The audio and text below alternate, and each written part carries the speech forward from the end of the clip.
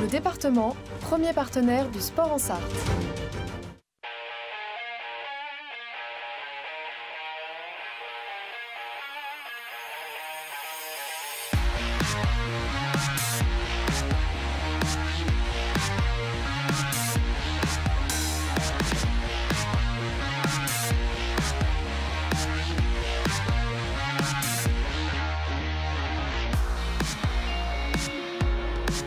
Regardez le programme ce soir de 72 Sports sur LMTV Sarthe.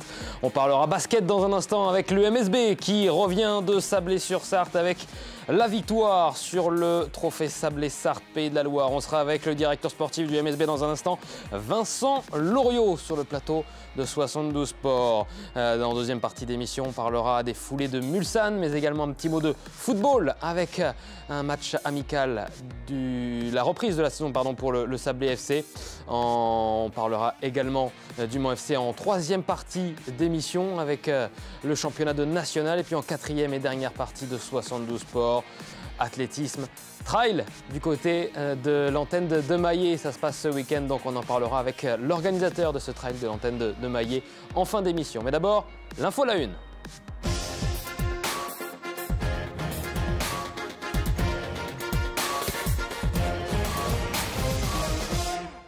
Le MSB triomphe à Sablé. Voilà l'information à la une de 72 Sports. On en parle avec Vincent Loriot. Bonsoir Vincent. Bonsoir Antoine. Vous êtes le directeur sportif du Mans Sarthe Basket. Revenons tout d'abord donc sur ce week-end fructueux pour les tangos. Il y avait le MSB, donc il y avait Cholet, il y avait Gravelines, il y avait Le Portel dans ce tournoi avec la nouvelle appellation Trophée Sablé-Sarthe Pays de la Loire.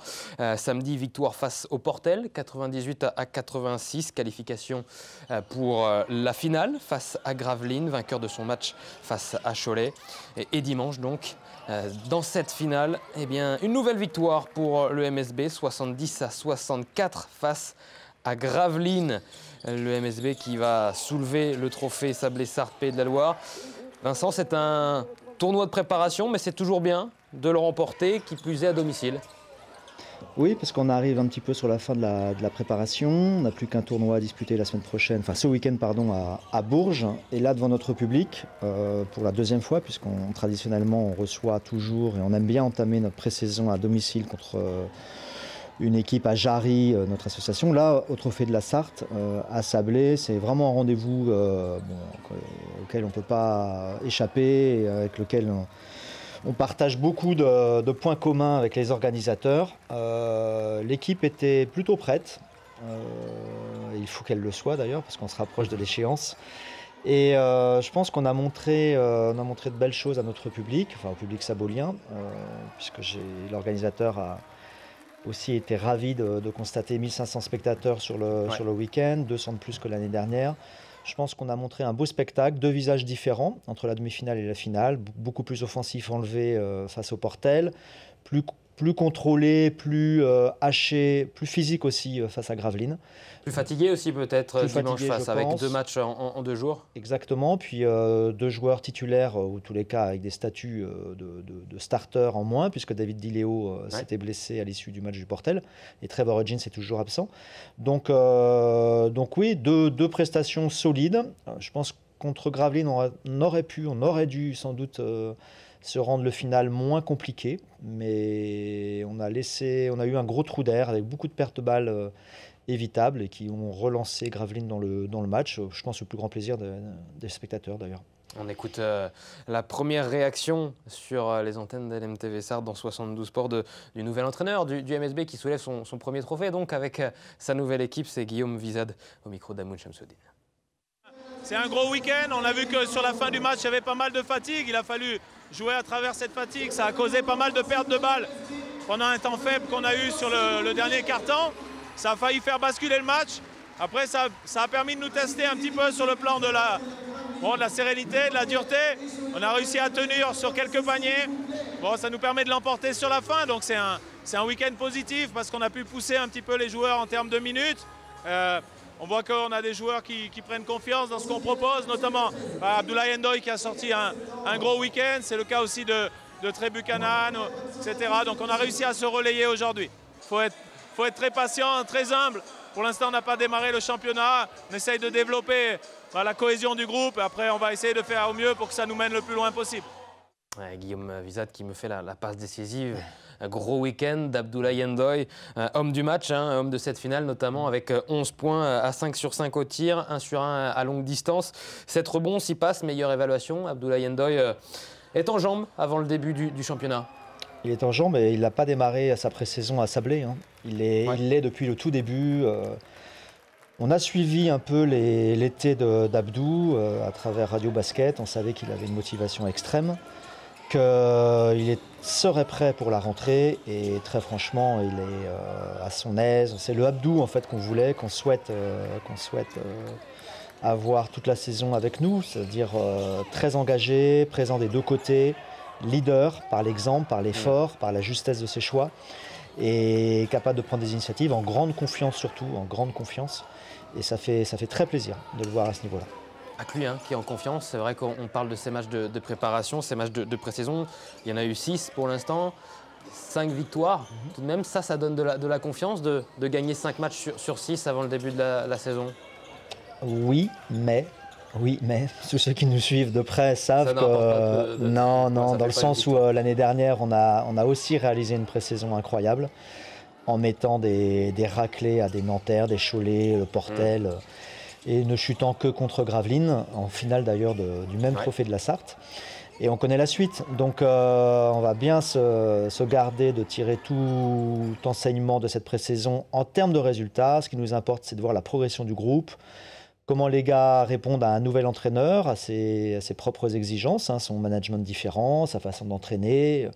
Et pour l'instant, on a plutôt tous les voyants au vert en termes de vie de groupe et d'envie de bien faire. Comment se sent le groupe à 2 semaines du début du championnat de Betclic Elite? On a posé la question personnellement et collectivement donc à Wilfried Yeguete. On l'écoute. Moi, je me sens bien, le collectif il se sent bien aussi. Quand j'essaie de bien faire la semaine prochaine, on a un tournoi encore à Bourges. Continuer à apprendre et à progresser défensivement et offensivement pour se préparer pour le vrai match contre l'Asvel. Ces matchs de pré-saison, il en reste encore 2 avec le tournoi à Bourges. On écoutait Wilfried, il y a encore des petits réglages à faire, à peaufiner avant la reprise du championnat. Je pense que même en octobre, novembre, il y a toujours des réglages à faire. De toute façon, tout au long de la saison, il n'y a que des réglages à faire. Wilfried, en plus, tout le monde l'a noté, est arrivé lui aussi en très grande forme. Il a perdu 8 kilos pendant l'été. Je pense qu'il y en a d'autres qui aimeraient les perdre, moi le premier, passant de 112 à 104, et ça explique aussi beaucoup son impact qui est assez incroyable depuis la préparation. C'est notre capitaine et aujourd'hui c'est vraiment presque une recrue parce que c'est vraiment un joueur qui marque de son empreinte la vie du groupe. Ses performances sont vraiment remarquables en ce moment et j'espère qu'il va continuer dans ce sens. Donc oui, il y a encore beaucoup de choses à faire, il l'a dit, défense, attaque, cohésion, apprendre de ses coéquipiers, comment ils se sentent, leurs points forts, là où il faut éviter d'aller. Il va falloir aussi réapprendre à intégrer Trevor Hodgins, qui est absent depuis 2 semaines, qui sera au mieux là à Bourges, c'est-à-dire après 3 semaines sans entraînement, sans match du tout dans les jambes pour le coup. Donc il y a encore beaucoup de boulot. Les gars s'y attellent tous les jours, quasiment tous les jours, souvent 2 fois par jour. Et on ne sera pas prêt pour l'Asvel, mais l'Asvel non plus. L'Asvel, c'est le premier match de la saison dans cette Betclic Elite donc. Et le début du championnat se rapproche donc dans 2 semaines. Il y aura avant ce tournoi du côté de Bourges avant. Et donc dans 2 semaines, on sera le 22 septembre. Premier match face à l'Asvel, Lyon-Villeurbanne, un déplacement dans cette chaude ambiance de l'Asvel. Ça commence fort. C'est surtout qu'on reste sur un très mauvais souvenir. On avait entamé le championnat la saison passée déjà à l'Astrobal et on avait pris une énorme claque qui, quelque part, nous avait pas remis en cause, justement sur cette pré-saison brillante qu'on avait réalisée, mais qui nous avait quand même fortement questionné sur la pertinence de la nouvelle identité qu'on voulait imprimer. Bon, et 2 journées plus tard, on en prend 41 à Paris et on abandonne un peu ce projet-là. Je ne veux évidemment pas imaginer pareil scénario cette saison. Aller dans une équipe qui dispute l'Euroleague, qui est un des 3 très gros du championnat, ça sera coton. Mais s'il y a peut-être un moment où il faut jouer les gros, surtout chez eux. C'est quand ils ne sont pas forcément prêts. Exactement. Donc on va jouer sur l'effet de surprise, sur le fait qu'on ne se soit pas croisés, qu'ils ne connaissent pas forcément beaucoup de nos joueurs. Et Monaco, c'est quand alors? C'est un petit peu plus tard et ça sera chez eux. Mais pas beaucoup plus tard d'ailleurs, hein, pas beaucoup plus tard. Je crois que ça va être le 4e ou 5e déplacement. 5e déplacement. Et non, voilà, mais bon, faut rester très, très humble en règle générale. Et face à ces grosses équipes, on sait que statistiquement, les probabilités de les vaincre sont quand même très faibles. Ça approche donc à grands pas. Début de la saison dans 2 semaines. Faisons un point sur l'effectif. D'abord, les joueurs qui restent dans l'équipe. Ils restent au MSB. Donc, on a fait cette petite infographie avec Trevor Hodgins, qu'on retrouvera peut-être sur le tournoi de Sablé ce week-end. Léopold Delaunay, Wilfried Diégueté, Loïs Grassoff, William Snaras, David Simonovic et Abdoulaye Ndoye. Voilà les joueurs qui restent donc chez les Tangos. Et puis, du côté des nouvelles recrues, vous avez donc bien travaillé cet été avec le nouvel entraîneur, avec toute la direction également du MSB pour aller chercher des talents. Et je vous propose, comme la saison passée, de faire en une possession. La possession de balle au basket, on rappelle que c'est 24 secondes, avec ce décompte et ce buzzer, on va dire, à la fin. 24 secondes par nouveau joueur, par nouvelle recrue. On commence avec un retour qui fait plaisir, celui de l'intérieur, Tashon Thomas, qui est de retour au MSB.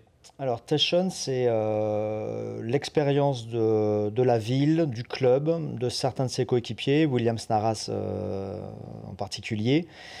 Un joueur hors classe lorsqu'il était chez nous, qu'il l'a démontré lorsque Levallois disputait la finale du championnat contre Monaco, époque Victor Wembanyama. À notre grande surprise, il a tout de suite adhéré au fait de revenir chez nous. Voilà pour Tashon Thomas, le pivot le plus sartois des Néerlandais, Matthias van den Bent, retour de prêt pour une saison en Betclic Elite. Compliqué pour lui, la marche est très haute, forcément. Je rappelle que c'est le meilleur contreur de l'histoire du championnat Espoir. Un joueur qui doit encore apprendre, doit encore s'ajuster. On compte sur lui pour rapidement imprimer sa patte. Voilà, je vous ai pris un petit peu de temps, je vais me dépêcher. David Diléo, en provenance du Portel. Un sniper. Je pense que c'est l'un des meilleurs shooters purs du championnat et très certainement à ranger parmi les tout plus fines gâchettes, y compris dans l'histoire du MSB, à ranger vraiment dans la catégorie des très grands shooters. Hugo Nguyen de Paris-au-Mans pour le groupe Espoir et Pro peut-être? Surtout Espoir, c'est un 2006. Dans le groupe Espoir, il y a Loïs Grassoff qui est clairement devant lui en termes de maturité, de connaissances. Hugo, c'est un joueur qui a beaucoup à apprendre, qui arrive de Paris avec, je dirais pas des lacunes dans la lecture du jeu ou dans l'organisation, mais un très très beau shooter et quelqu'un qui a envie d'apprendre, voilà, qui est vraiment à l'écoute et qui devrait vraiment progresser tout au long de la saison. De Angers au Mans, Hugo Mienandi de retour en Sarthe. Ouais, j'aime bien l'appeler le Congolais, mais c'est un dur au mal, c'est un joueur d'équipe par excellence, un opportuniste qui trouve toujours des moyens de se rendre utile, sans forcément éclabousser de sa classe, mais un dur, vraiment quelqu'un qui est au service du groupe et qui est top. Et lui, meilleur joueur de Pro B, Trey Buchanan, débarquement. À mon avis, une très belle surprise. On ne sait jamais trop quand l'ajustement entre la Pro B et la Pro A, en termes de physicalité, de talent individuel face auquel on doit être confronté. Trey a pour lui 2 choses, la qualité de son tir, comme David, et un esprit de compétiteur hors pair. Là-dessus, j'avoue que je suis assez surpris. Élu, lui, meilleur jeune de Pro B la saison dernière, Noah Penda. Un vrai prospect. NBA, européen, je pense l'une des révélations à venir du championnat. Un joueur super complet qui n'a qu'un mot à la bouche, gagner. Et franchement, c'est impressionnant. Noah Penda qu'on a pu voir donc du côté de Sablé ce week-end. Est-ce qu'on peut s'arrêter justement sur ce garçon, 19 ans, un des grands espoirs du basket français, n'ayons pas peur des mots, international français chez les moins de 20 ans. Il a signé pour 3 saisons. Il y avait cette interrogation, à savoir s'il allait rentrer dans la plus prestigieuse des ligues de basket, la NBA. Il s'était inscrit à la draft avant de se retirer. Ça sera peut-être pour plus tard, Noah Penda en NBA. Tant mieux pour le MSB finalement, qui va pouvoir compter sur lui au moins cette saison. C'est un renfort important, un joueur très très prometteur. C'est un joueur majeur. C'est même pas un jeune. Il est d'office en capacité d'être impactant, performant au niveau du championnat de France à seulement 19 ans. Sans expérience de la Betclic Elite. C'est admirable. Voilà, c'est un joueur qui a été médaillé au Mondial U17, au Mondial U19, qui est champion d'Europe U20 avec Guillaume Vizade cet été, qui est un couteau suisse, qui sait absolument tout faire sur un terrain, qui a un physique démoniaque, avec 105 kilos, impactant. Voilà, et non, franchement, c'est un compétiteur fort. Quand on l'a vu passer au travers de son match samedi contre Le Portel et la rage qu'il a mise au service de l'équipe le lendemain contre Gravelines lors du premier quart-temps, tout de suite son visage fermé, il était... Voilà, quand il rentre sur le terrain, il n'y a qu'une chose qui compte, hein, c'est le score en faveur du MSB et de toutes les équipes pour lesquelles il joue. C'est un joueur, franchement, qui ne peut que plaire à tous les observateurs et bien évidemment à notre public. Quand on rentre dans la NBA, il y a généralement le fameux terme de savoir si on est NBA ready ou pas. Noah Penda, il est Betclic Elite ready? Immédiatement. Immédiatement, ça, on n'avait aucun doute. Il est... Non, son corps est incroyable. Reste à savoir, effectivement, sur des standards NBA où on le positionne. Aujourd'hui, chez nous, Guillaume l'utilise à toutes les sauces. Il peut remonter le ballon comme sur un switch défensif, défendre sur le pivot, et les deux avec bonheur. Donc, c'est un multiposte. Peut-être qu'aujourd'hui, il doit un petit peu travailler sur sa vélocité, sur un peu plus de tonicité, donc peut-être perdre encore un petit peu de poids, parce que c'est quand même quelqu'un d'extrêmement massif. Mais je n'ai absolument aucun doute sur son devenir. C'est vraiment un joueur promis un très très bel avenir. Un bel effectif pour la saison 2024-2025.